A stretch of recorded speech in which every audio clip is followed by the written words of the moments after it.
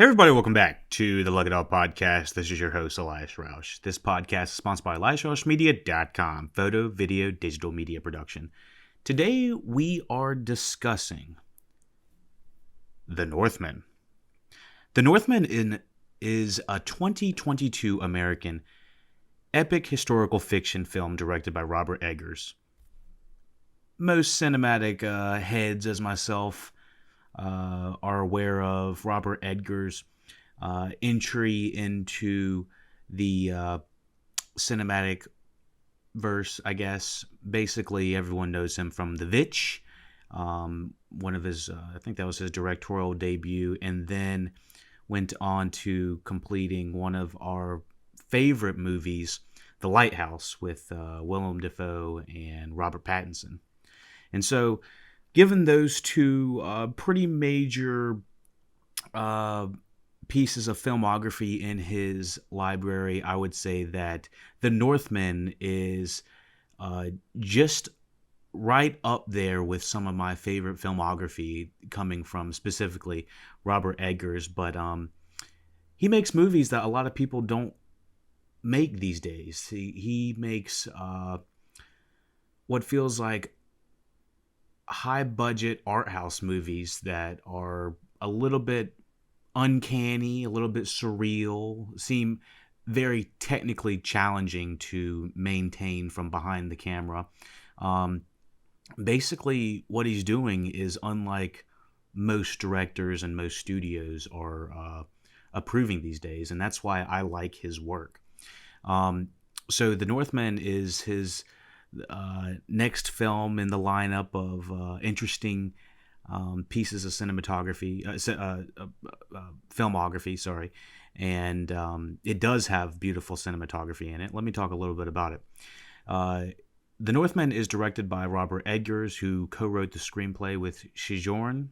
And I apologize for all of the probably mispronunciations with regards the names, the places, the writers. There's a lot of, I think it's Irish or Swedish names that I'm a little bit European, to say the least, that I'm a little bit unsure about. So just bear with me with the pronunciations of these. So, yeah, it is based on the legend of Amalith, Amalith. The film stars Alexander Skarsgård, who's also producer. It stars Nicole Kidman, Klaus Bang, Anya Taylor-Joy, Ethan Hawke, Bjork, and Willem Dafoe. The plot follows Amalith, a Viking prince who sets out on a quest to avenge his father. I kind of want to be a little bit vague about what exactly he's avenging, because I wasn't quite sure what this movie was going to be about. Now, anybody that has seen Hamlet or is aware of Hamlet or has seen The Lion King, it's essentially the same plot. Some main character is done wrong, so he's set out on a journey, very much in the Count of Monte Cristo style, to go out and avenge, quote unquote, avenge for his family. So Skarsgård wanted to make a Viking film for several years, and he is a freaking brute in this. He is cut, he's ripped, he's got the muscles. He looks like the freaking man. He looks like pretty much anybody that would want to get in the best shape of their life. That's exactly what he looks like in this. He is a monstrosity of a beast in this. So he is perfect to play a Viking. So he's wanted to make a Viking film for several years. Eggers decided to make the film his third project after the pair met to discuss possible collaborations. Much of the cast joined in October 2019, and filming took place from August to December 2020 in locations throughout Ireland. On a $70 to $90 million budget. I think it was probably about $90 million, which is really high for a quote-unquote indie production, but kind of low for major motion pictures these days. So there's this kind of sweet spot that they were trying to hit. For saying it's 70 million, sounds a little bit better. I think the fact is, this movie, as of right now, it's been out since March 28th. It's been out since April 22nd in the States. It's been out since March 28th in Stockholm, which was the premiere of 2022. It's not doing phenomenal in the box office, but I will say that once this hits streaming, I think it's going to take off in ways they couldn't imagine. I really do feel like this is one of the most, I don't want to say gritty, but I want to say realistic takes on being a Viking back in the day. And this is specifically in AD 1895. Sorry, not 1895, 895. So it's not even year 1000. But yeah, so it is, it's, people are going to say it's a diamond in the rough for people that are unconventional moviegoers. I think that the trailers kind of sell it as this high action flick with some surreal visualizations on it, and I don't necessarily disagree with that, but there is long periods in the middle of this movie where it is much more of a psychological thinker, much more surreal, very much more Robert Eggers than like his former films, which were a little bit more of a slow burn. So The Northman had its world premiere in Stockholm at Rigoletto Cinema, and on March 28th, 2022. It began theatrical release in some countries in April 13th, and it was released theatrically in the States on April 22nd. The film received critical acclaim with particular praise aiming at its direction, production values, and the performances of the cast, and has grossed $42.5 million worldwide, which most people would say is relatively a bomb. But there was tons and tons of movies back in the day that are now considered some of cinema's highest quality films. I think some of Stanley Kubrick's stuff back in the day was kind of ridiculed in the same vein. But I will say Robert Eggers delivers the fire. He delivers an amazing cinematic performance. The performances from top to bottom of all of the actors, from Alexander Skarsgård being a fucking beast to expressing some of his more lighthearted emotions later in the movie. Nicole Kidman gives one of her best performances I've seen in years, and I've been watching her since with a critical eye since at least the beginning of Big Little Lies, which was kind of mid 2010s. And I've seen her in several things and never seen her like this. Anya Taylor-Joy, obviously she was from The Vitch. I will say she gets a little bit of the short shrift in this with regards of character development and how her character is portrayed. She is kind of, quote unquote, the love interest of the movie. I think that some of her stuff could have been improved. It's not nothing that she did, but I think in the writing they kind of force her into the position of the love interest, but I still think she gives a really stellar performance. Ethan Hawke, he can't do any wrong. I mean, it's Ethan Hawke. I mean, everything he's in, he gives 110%. And of course Willem Dafoe and Bajor. Edited by Louise Ford, music by Robin Corlans and Sebastian Gainsborough. It is distributed by Focus Features, and like I said, on a $70 to $90 million budget. I think they said the $90 million was the final amount, but the thing is, the tax credits that came back to them were brought them back to about $70 million.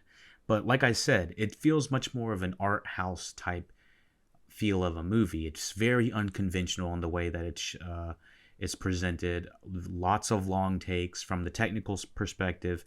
Jeff Kanata on the Slash Filmcast talked about it, how nothing that Robert Eggers does looks easy, but he makes it look easy, and it makes it look like there is story upon story that is being layered on top of each other.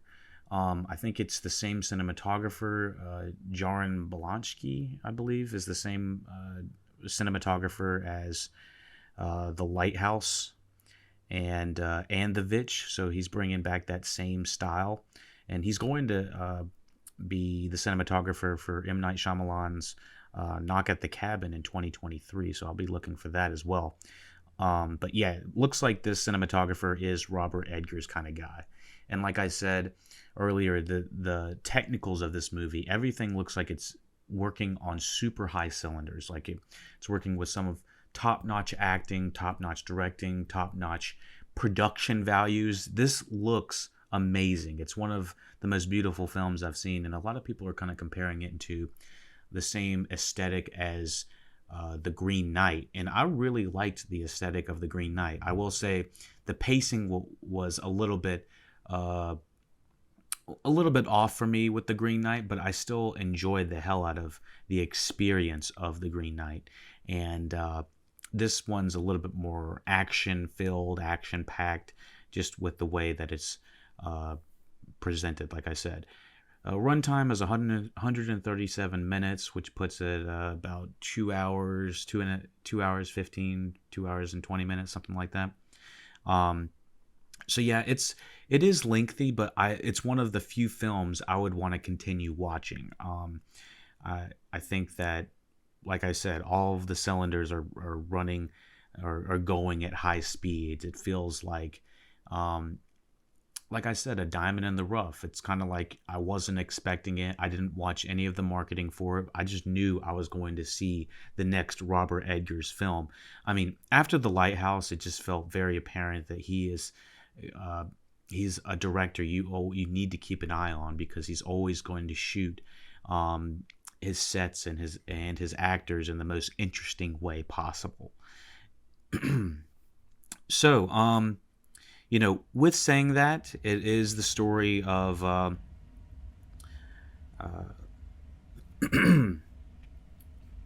Amalith, and he is out to avenge his family after, he's been wronged. I will say, before going into the spoilers and plot synopsis of it, that, what can I say?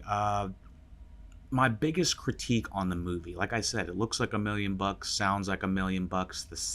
Even from the sound of the crispiness of what the leaves that they're stepping on, to the grass that they're in, to the volcano that eventually appears, everything feels very lived in, and extremely difficult to probably shoot around. I'm be curious to see how they shot the majority of this. I would like to see it behind the scenes. But yeah, it's Regency, New Regency Enterprises, Picture World Pictures, Square Peg, all that good stuff. They are the production companies.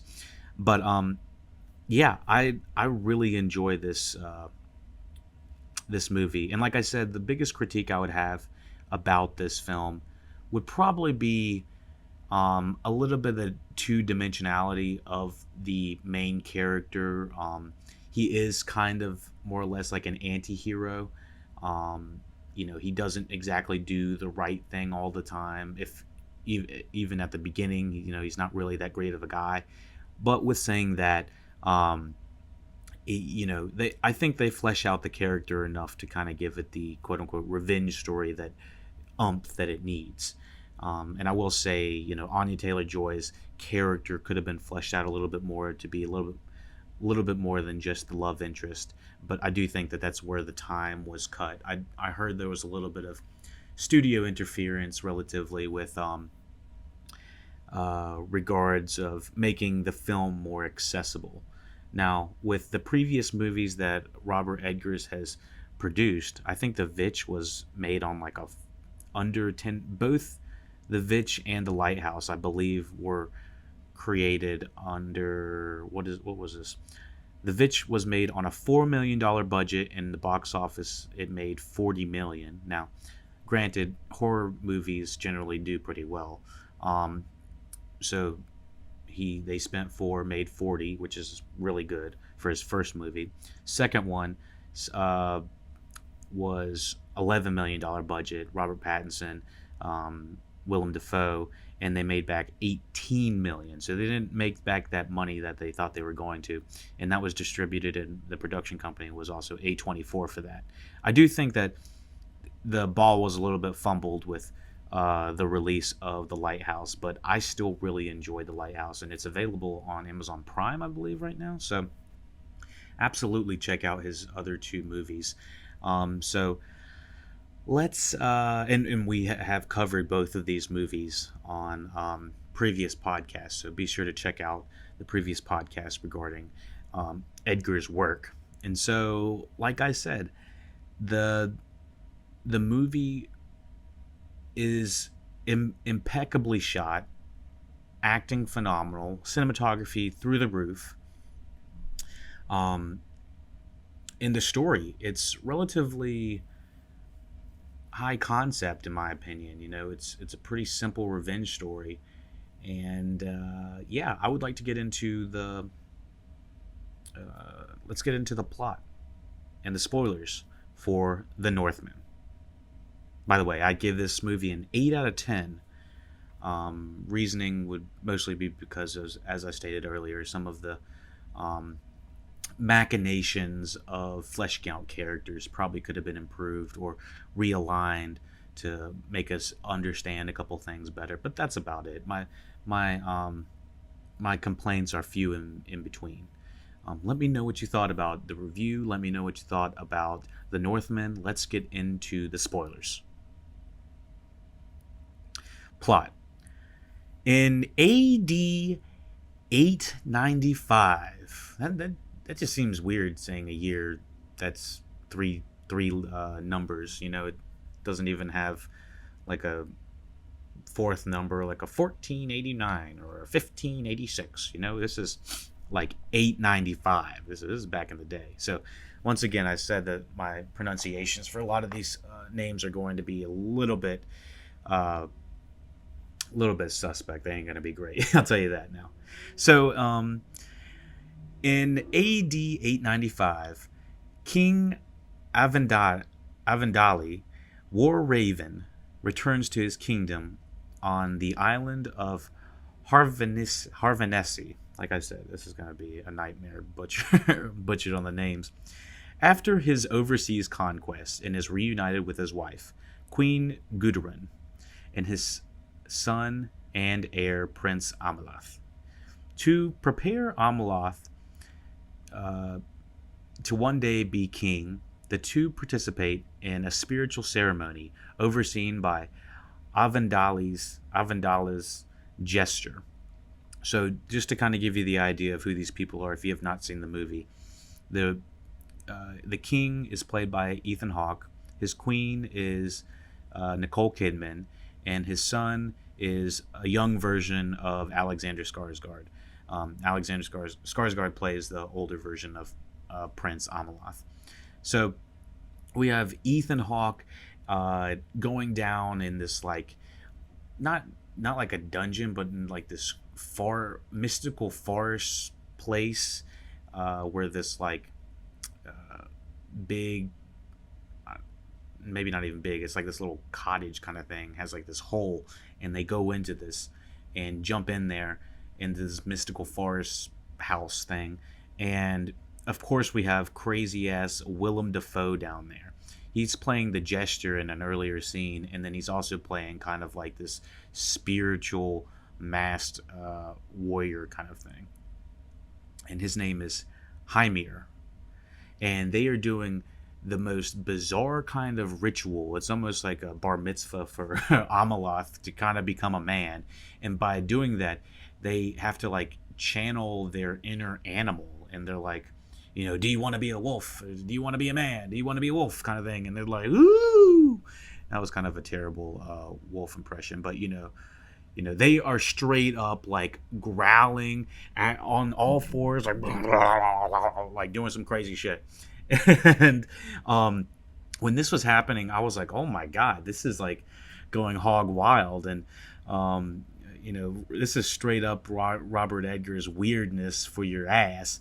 And I was like, this is where it's going to turn some of the people off that think this is a conventional story. You know, the people that walk in thinking that this is going to be a straight 300 style story, like this is Ireland or something like that. It's not that at all. At least this initial beginning, because of just kind of how bizarre it is with this ceremony. But I mean, back in the day, they had some crazy types of ceremonies, which this was probably pretty tame, at least with not killing anybody. You know, a lot of ceremonies back in the day, they're all about like, oh, gotta kill somebody to sacrifice them to the gods or something like that, you know. So I guess it's good that didn't happen, at least not yet. So yeah, Willem Dafoe is like leading this chant of them, like, you know, becoming wolves and men, and, you know, getting on all fours and having to eat this special mushroom shit, make you trip balls and stuff like that. It's kind of like that. So the next morning, the masked warriors, led by uh, Arvandali's Della's brother Folnir, ambush and murder the king. I mean, they were straight up walking out of this, like, the little house in the forest, just finished up becoming wolves and showing Ameloth how to become a man. He was like, now, son, what you gotta do is fucking gets, like, stabbed, like, immediately, or, like, hit with an arrow, like, dun, dun, dun, dun, dun, dun, dun. It was almost like, oh, God, this guy's going immediately down. I was like, not Ethan Hawke, not like this. And so Ameloth is like, oh my god. And Ethan Hawke, like, boom, you know, getting speared and arrows through the chest, to the neck, to the back. He's like getting shot all over, and he's like on his knees. He's like getting ready to like see who did it. And of course, it's Folnir, his brother. And so, yeah, they are led by masked warriors, Folnir, to ambush and murder the king. And so during this, Folnir somehow lets Amelith like get away a little bit, like maybe 25 yards away, so he can still see what's happening to his father as he's like being stabbed with, you know, all these different arrows are coming at him. And then he's like, Folnir is like, you've been a shite king, and I'll be king, kind of thing, or something like that. I don't know. And then Ethan Hawke's like, you won't be legitimate king because you were betraying family. And then Folnir goes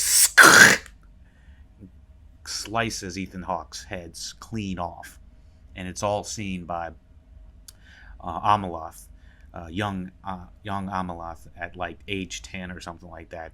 And Folnir's like, find and kill the boy. And it's like, oh shit. So it's like instantly, it's like ding, ding, ding, ding, ding, ding, ding.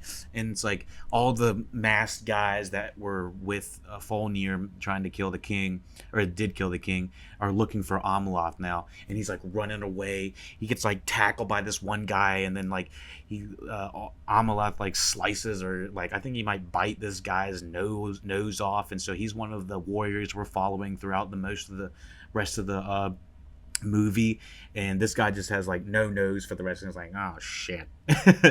So Ameloth is like running. He's, like I said, he's still 10 years old, so he's only getting so far so fast.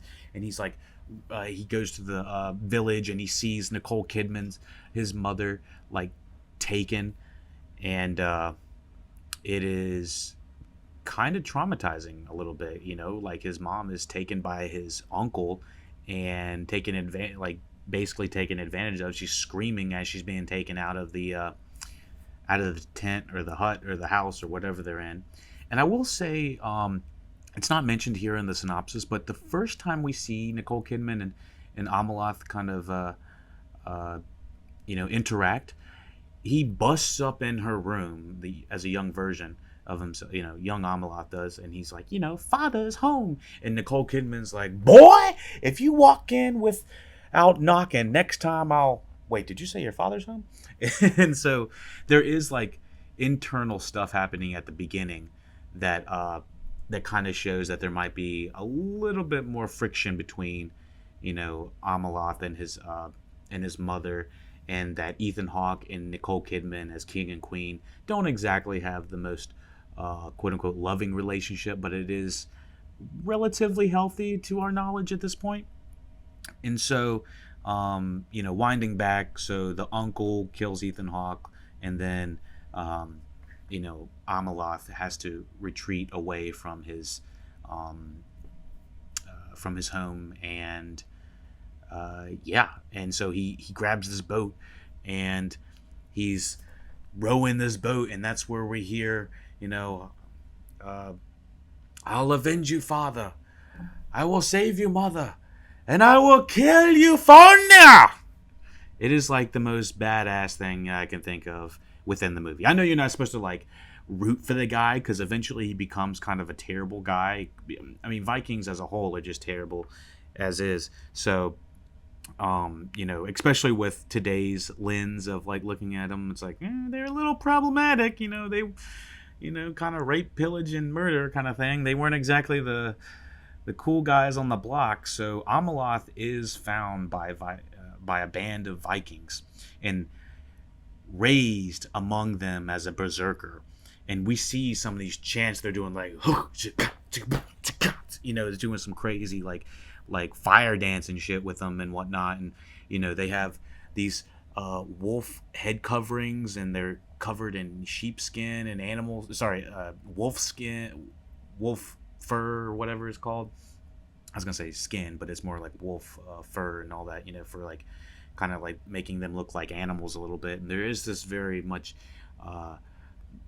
paternal instinct to be like the wolf, I guess, and they're kind of like a wolf pack. And that's kind of where they get their family, feel from, if you can call them family. So Amaloth is found by a band of Vikings and is raised among them as a berserker. Years later, after an attack in the land of the Rus, Amaloth encounters a Ceres in the temple of Sivolt. And the Ceres predicts that Amaloth will soon take revenge of Volnir, and that his path is intertwined with a maiden king. Now, when we are introduced to Alexander Skarsgård's character, this is probably like 20, 30 minutes into the film, maybe not so much, maybe 20 minutes. It's like this long take coming from, I don't know where the fuck the camera comes from, but we are like following this boat for half a second, and then it kind of comes into focus that they are Vikings like on this river, and you see them just like taking out other guys like that are just like fishing on the side. They're like, hey, how you doing? like clearly they don't give a shit who they're killing. And they're like all in sync doing this row shit, rowing on the boat, Viking style. And it comes into focus of Alexander Skarsgård's face, and you're like, holy shit. You're like, is that Alexander Skarsgård from True Blood? Oh my God. Like, I would love going into this not knowing anybody that's in this.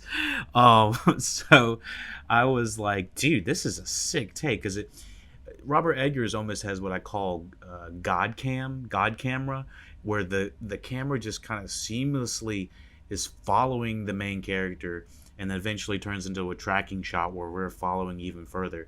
And then we see them as a full Viking crew, like, attack, I guess, the land of Rus. And how crazy and scary it would be to just see this, like, group of fucking grown-ass men coming at you full speed, looking like the 300 band, coming at you like straight, this is Sparta, straight to your ass.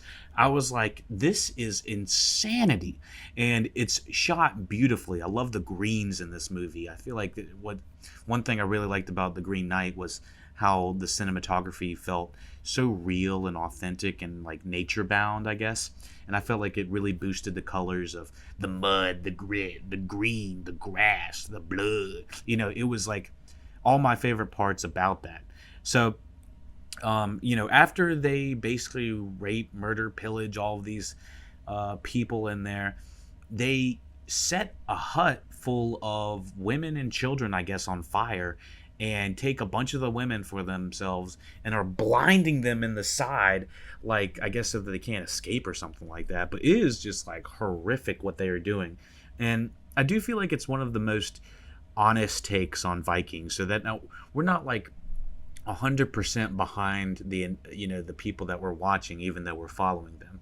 So that's one thing I gotta say is they did show the quote unquote ugly side of being a Viking. They're not.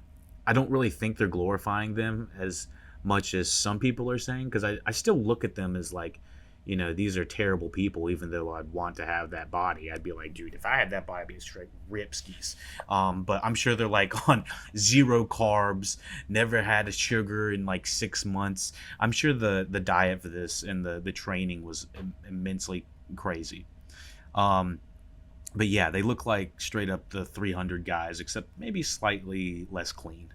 Um, but yeah, so we follow them. We follow the Amaloth at that point. I think as soon as the women and children are being burned, it's kind of like a turn in his head that he's like, maybe I got to do a little bit more with my life. But a lot of the time, the majority of his thinking is, I gotta go fucking kill Volnir sometime. That's on my list. And a lot of people are comparing Amaleth to Arya Stark on Game of Thrones, and this does have a lot of Arya Stark Game of Thrones vibes in between, with the betrayals, the family, the time. It's got all of that kind of baked in it as well. And I gotta say, even though the violence is extremely well shot, and I do think that it's kind of front ended and back ended with it. The action was amazing to watch, but it's kind of a little bit torture pornish, but also like, I wouldn't say it's glorified. I'd say that it's competently shot in ways that I think that it's probably that's what it would look to have a disembowelment, or just slice a dude in half to get your nose chopped off or something. Felt real.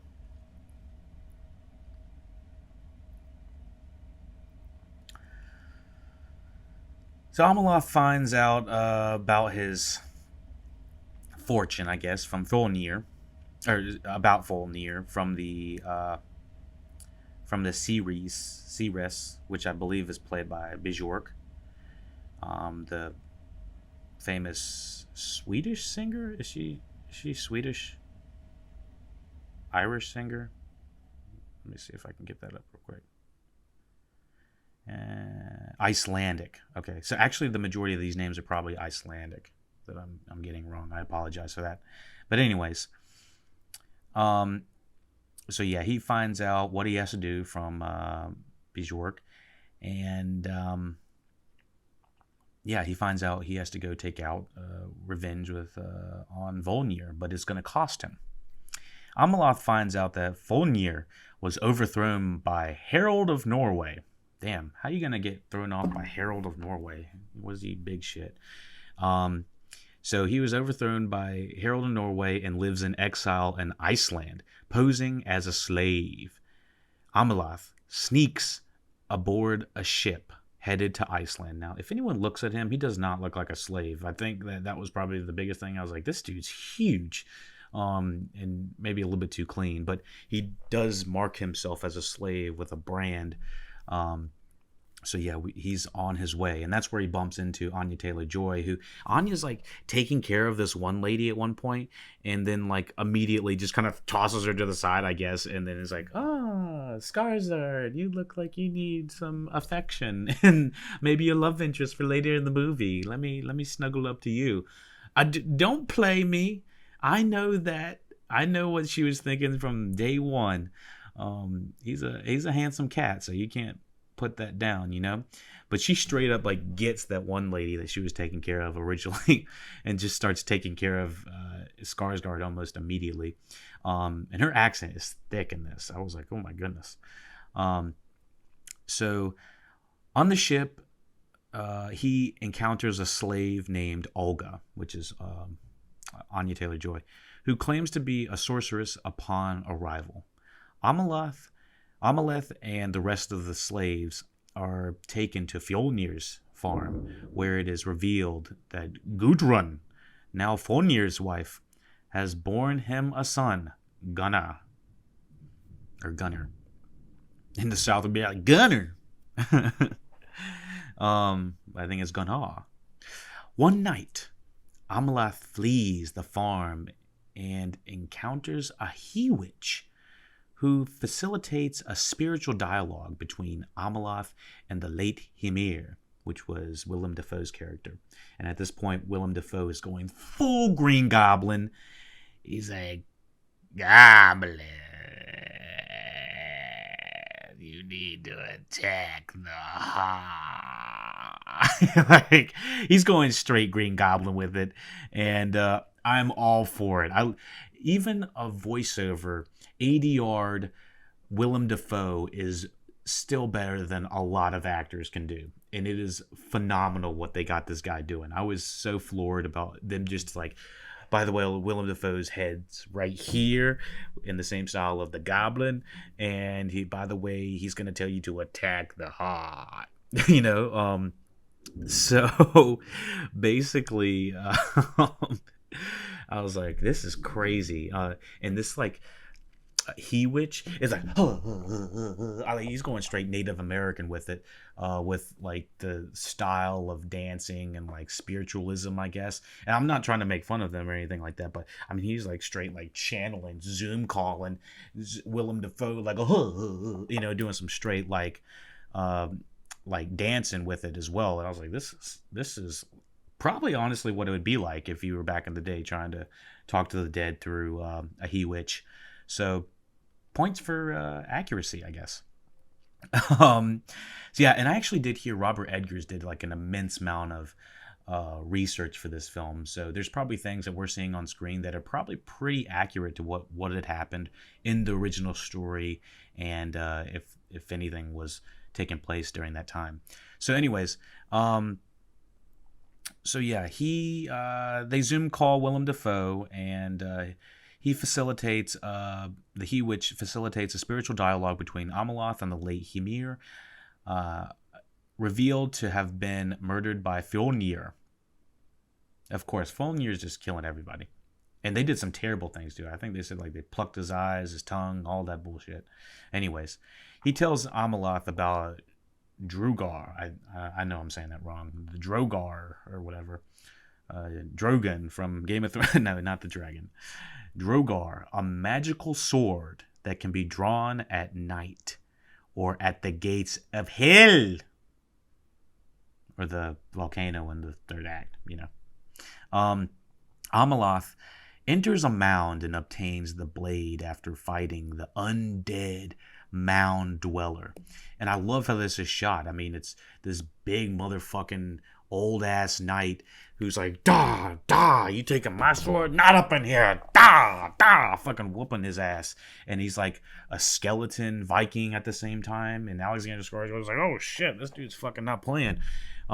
He's like, shit, I was just playing. But he's like getting his ass kicked by this like Viking king, and then they kind of do a pullback after Skarsgård beats him down and slices his non-existent head off, and basically they pull back and they're like, oh, it was only just a dream, sort of ish, I guess.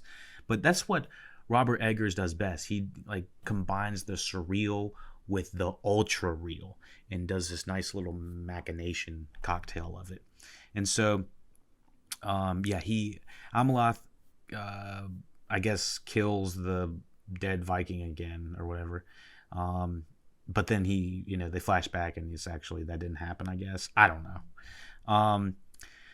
The next day, Ameloth is selected to compete in a game of Catanier. It's kind of like this weird version of cricket, I guess, where they have like two sets of people, like five. I guess they're slaves on both sides, like 5 slaves on the left, 5 slaves on the right, and they're got like these paddles, and they try to hit the paddle to the ball, and the ball has to hit like a single stick that's sitting at the back of each, which is a stand-in for a goal, I guess. If the ball hits the goal, which is the stick. So anyway, it looked kind of fun. It was kind of interesting to watch. I like seeing what a game would probably be like back in the day. And so Amalath is going off in this. Like, there's just one guy that is on the other team. Everyone's got like their one guy on. If you ever played sports before, there's always one guy that you like absolutely cannot stand. My buddy Hatham used to be that for me in soccer. He used to be the guy I couldn't get the ball pass because he was always a an attacker in soccer. He was always a shooter, and I was always like a sweeper. I was always on defense, and so whenever I'd always try to go up against somebody, he was always that guy I had to go up against. But anyways, Amalath has the one guy on the opposite team that he's trying to get up against. Not get up against, but try to face off against. And this other guy is played by the Mountain, the same actor who was in Game of Thrones. So he's a big motherfucker. For anyone that hasn't seen Game of Thrones, they have like this big ass night zombie guy called the Mountain. And he's like, I don't know, 7 foot, maybe 280 or something like that. Fucking huge ass dude. And Skarsgård is already a big dude, so if you make Skarsgård look small, then this dude's fucking huge. So anyways, they're playing a game of Catakill or whatever, Catalineer or what, I don't know what the fuck, the cricket game against another farm. The game turns violent, and Gunnar is almost killed after running into the game. This is the little 10-year-old boy that's like, that's it, I'm gonna join the game. And fucking the Mountain, which is on the other team, is already beating the shit out of Amalath's team, like literally just taking a paddle and cracking them upside the head, cracking everybody upside the head, like literally just fighting people, almost like it's a game of hockey. And Amalath's like, not up in here. So he's like, bam, fucking beats the shit out of the Mountain guy. And I think he actually kills him because the Mountain gets the ball and like beats Gunnar over the head, like punches him in the back of the head, this little boy.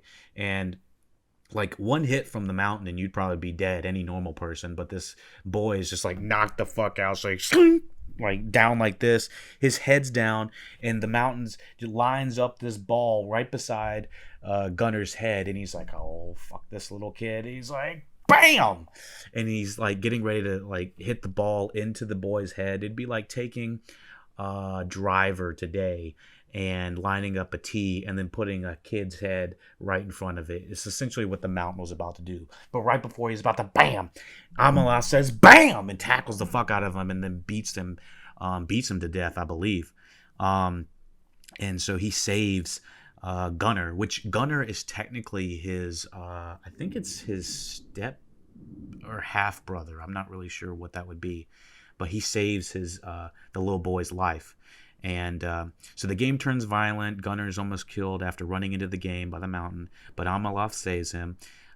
So as a reward, Folnir's eldest and adult son, Thoror, allows Amalath to claim Olga as his wife. And they've seen them kind of together trying to, not collude, but talk to each other and whatnot. So they know that Amalath has a thing for Olga.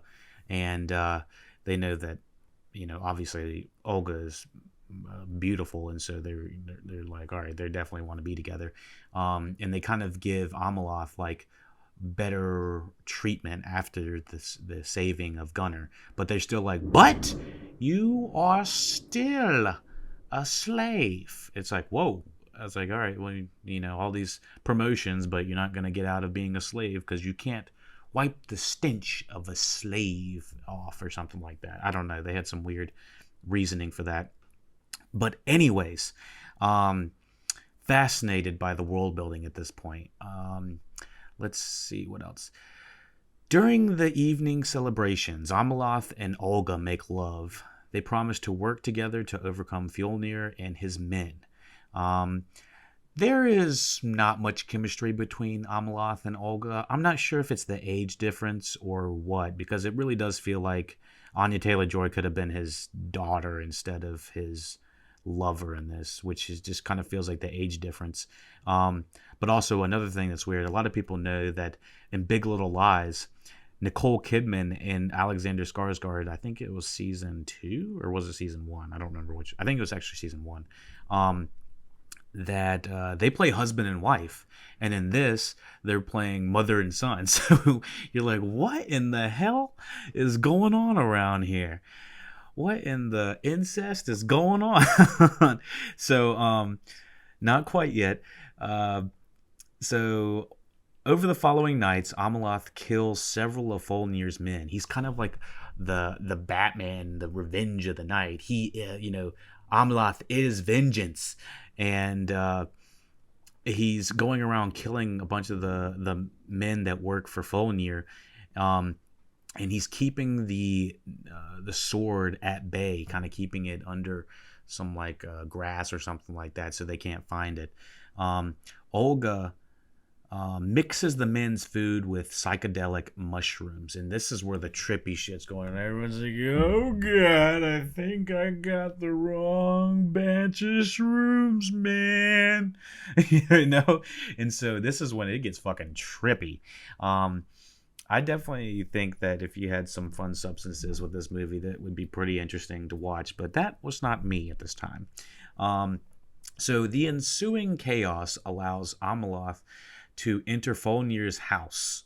He meets his mother, Gudrun, who reveals that she was originally taken into slavery and that Amalath's conception was a result of rape.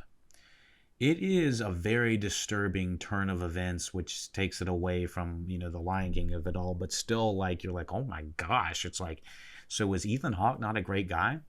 And it's left up to kind of interpretation of, your own viewership of what you're watching, of whether you believe her or not. It's kind of like, well, it makes you want to go back and rewatch that first little bit of it. It's like, well, wasn't she screaming, kicking and screaming when Folnir was killing the husband, killing Ethan Hawke and then taking her out of the house, making her the new wife for him or something like that? So you're like, is she having some sort of Stockholm syndrome, or, what is going on right here? What is the whole deal? So, as we're in the perspective of Amalath, so we're kind of like, well, maybe he didn't remember right. Maybe maybe she's gaslighting him. Is she being real? What's going on? And so as she's telling him all this, and he's, Skarsgård's standing there looking like a fucking brute with a giant ass sword. Nicole Kidman's like slowly getting closer to him, and I was like, what is going on? And then she goes up to him and like open mouth kisses him. Her son in the movie, like, she tries to seduce Amalath while also revealing that she begged Folnir to kill Arvindal, who was Ethan Hawke, and Amalath, and that she prefers Folnir and her new son. An enraged Amalath leaves and kills Thorir, his Folnir's oldest son, in his sleep, and steals his heart. So when this is happening, Nicole Kidman's like explaining what happened to her the night of the Ethan Hawke's death in the movie, and you're like, is she telling the truth? Is she spilling the beans? Is she trying to stab him in the back? And on top of that, she wanted his death, let alone didn't even want him alive. And then on top of that, goes in for an open mouth kiss. It's like, bish, come on. I was like, what in the hell's going on? What in the seven hells is going on around here? I was like, oh my, like, I was like, not ready. I don't think a lot of people were ready. Slash Filmcast, one of the guys on there were talking about seeing The Northman in theaters with their mom. I would not recommend this as a family viewing. I don't think it's gonna play as well. It's not a big old family fun time outing to go see The Northman. I was just like, what the fuck is going on? What in the Robert Eggers is going on around this sheet? So, after the discovery of Thorir's body, Gudrun reveals Amalath's true identity to Folnir. And it is kind of like half the time she's just like is she trying to make all this up just so that she doesn't get killed if Amalath does become in power, or is she just kind of using that as a trigger to, put him off guard? Is she trying to seduce every other king that comes in and says, I'm the new king, so that she doesn't get killed, kind of keep that status? So with the way that she's acting around Folnir, she's always kind of like got his back in a Lady Macbeth kind of manner. And so it very much feels in that realm that maybe she was a little bit of the brains of the operation. Maybe we should kind of, look into that as a possibility. Like maybe she didn't like Amalith. Maybe Ethan Hawke wasn't a great king. Maybe there's things about the details that we don't actually know. So and on top of this, she's telling Folnir that Amalath is truly her son, and that he's coming to kill Folnir. Folnir threatens to kill Olga for assisting Amalath, but Amalath reveals himself and offers to trade Olga's life for Thorir's heart. And he's like on the top of the damn mountains in damn Iceland or Ireland or wherever the hell. And he is just screaming from the top of his lungs. It's just like the most visceral, animalistic kind of scream that he could possibly do. And he's a fucking beast. He's going, ah! And he's like running at Folnir. And they kind of do a realistic take of, instead of him just being a badass and literally taking out every single dude that comes at him, they do subdue Amalath despite how fucking big he is. Like at one point you're like, holy shit, he's got this. He's fucking ding, ding, ding, like knocking these guys out. And then all of a sudden, the camera kind of pulls out and Folnir is still like 20 yards away. And these guys are just beating the shit out of Amalath. You're like, holy shit, they're not. He's not, breaking through the wall like you thought he would be. He's not climbing the wall like he was in the first act, and he doesn't have his boys around him, the rest of the Vikings, to help him. So he's kind of getting his ass kicked. So they kind of detain him. So after that action scene, you're like, I don't know where this is going all the time. The predictability was kind of pulling back around. I was like, oh shit, maybe Fjolnir's going to win. I was like, please don't let him win. Then again, Skarsgård Amalath's not a great guy in this either. So he's like, I don't know if I want that guy to win either. Anyways, after a severe beating, Amalath is released. So he's strung up with a rope and kind of in like a Jesus symbol in a way, kind of. I don't know if they would kind of, maybe. I saw religious elements of it, but I don't know if they would want you to, like a sacrifice kind of thing. He is, the shit's beaten out of him, and they basically want Thorir's heart, and so that they can do a proper burial. And so after a severe beating, Amalath is released by his restraints by a flock of ravens. It's like we see these ravens start to peck on this on the rope that is hanging Amalath up, and it's like, oh shit, are they gonna peck his eyes out, or are they going to save him? Thank goodness. Just like in the other films of Robert Eggers, you never know what the animals are going to do. Whether you got Black Phillip's black ass, or you got the lighthouse with the crazy crows, and making Robert Pattinson go crazy on that one. So thank goodness, I'd say the majority of the animals are on Amalath's side, despite that one dog that was like, hey, he's over here, he's over here. That was a little bit earlier in the movie. But the animals are always interesting to watch in the Eggers films. And so the ravens release him. Olga rescues Amalath from the farm, and the two escape. I think they kind of yada yada the funeral for Thorir's body. They basically do like this massive ceremony for Thorir, where Folnir gets naked for it, slices a horse's head off. They sacrifice Thorir's wife by stabbing her to death and putting her beside the corpse of Thorir. And this is all while Ameloth is getting is escaping by the ravens and stuff like that. So you're like, oh my Jesus, this is crazy. But the biggest thing that I think everyone said that just was complete bullshit was the fact that Anya Taylor-Joy picked up Alexander Skarsgård, Ameloth's character, and laid him over top of a horse and escaped with him. Like, how could anybody that's her size pick up a guy of that size? I don't think two men could pick up Alexander Skarsgård's body and throw him over a horse, let alone Anya Taylor-Joy. She would need like 4 Anya Taylor-Joys to pick up Alexander Skarsgård. But anyways, we just have to believe that he got on a horse with her, because he's like hanging off. He's not even like riding it properly. He's like hanging off. And so yeah, so yeah, the trade was Olga's life for Thorir's heart.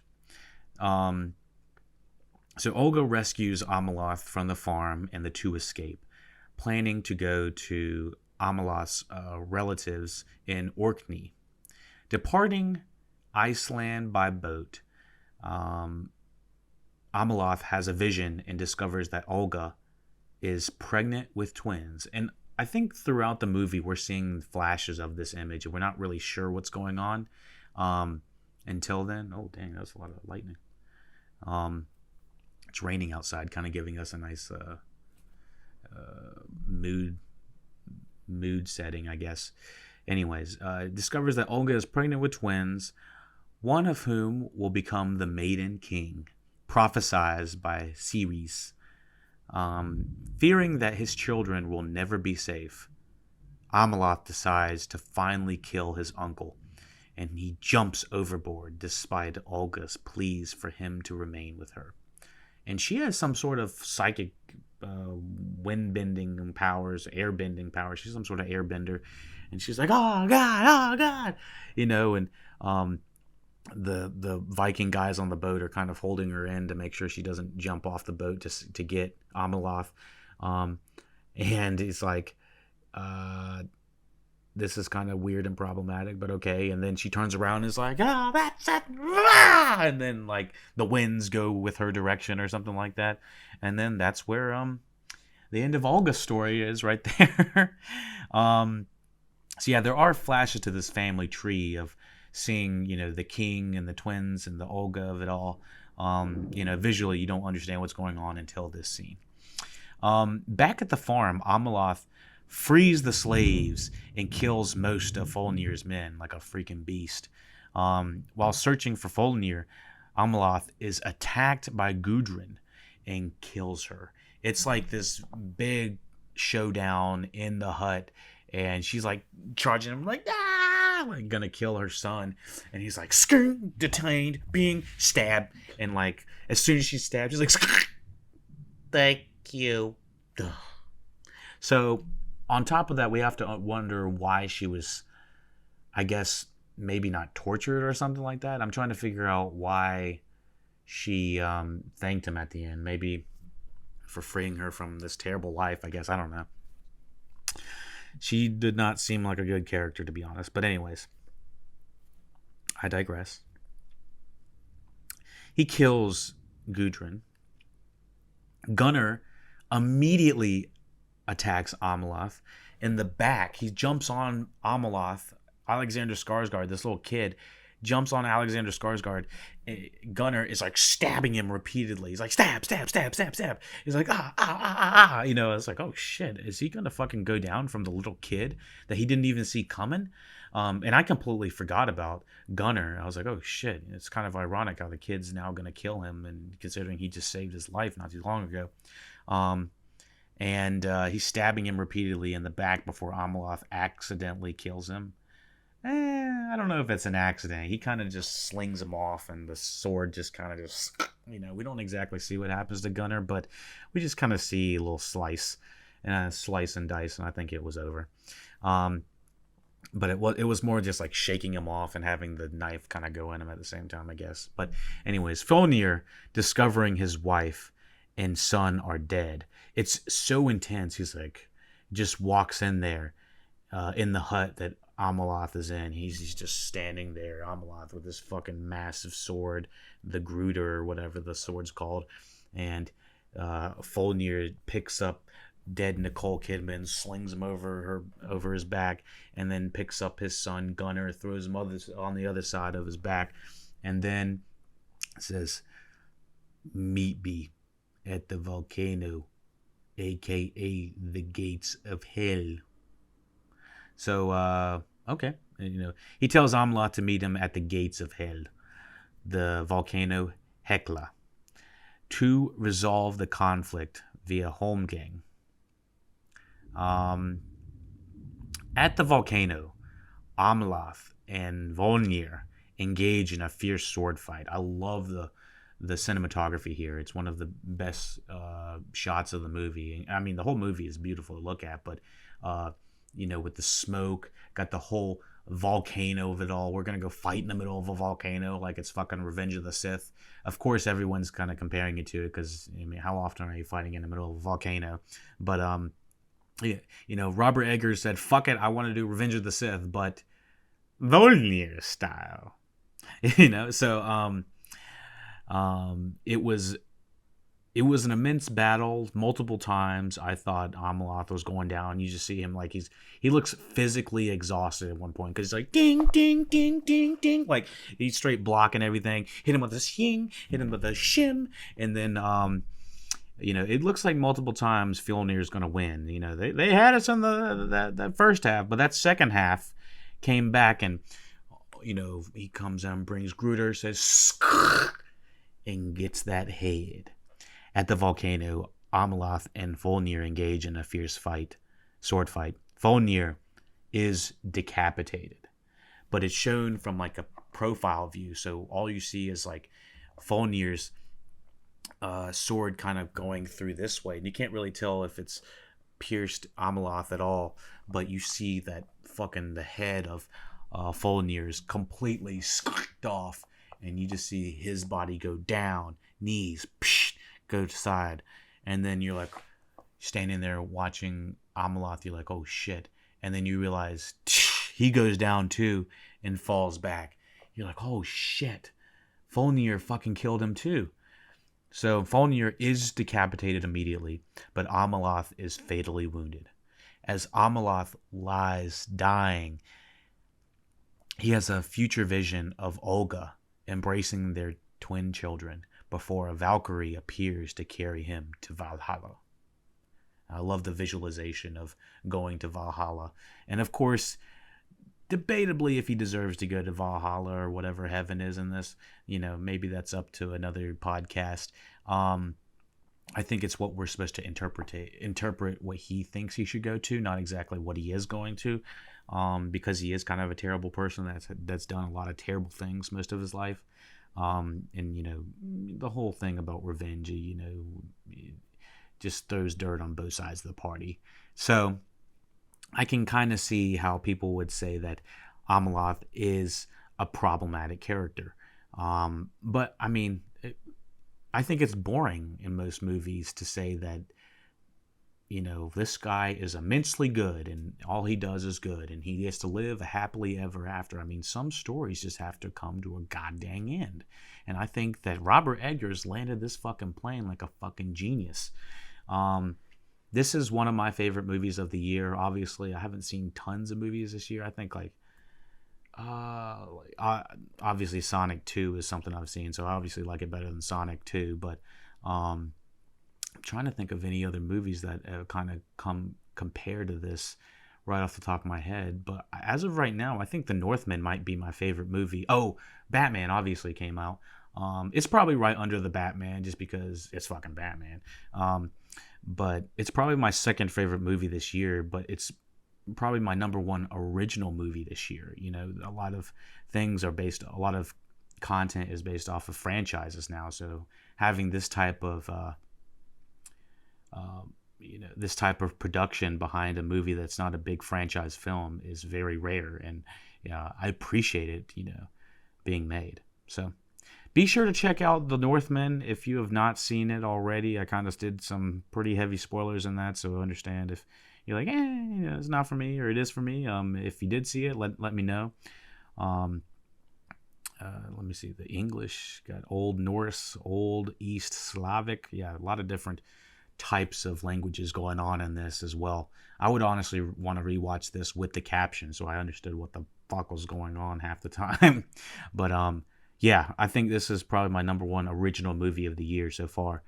And yeah, let me know what you thought about The Northman. Let me know what you thought about the review. Please rate us 5 stars on Apple iTunes or whatever podcast player you're listening to. Thumbs up on YouTube, comment sections, all available. So tell me what you thought about it. Tell me what you thought about the review. And yeah, take it easy. Be sure to go to patreon.com/LuckyDog for the full review of The Northman and the full podcast, full library of other podcasts as well. Thank you, and take it easy. Alavenjo!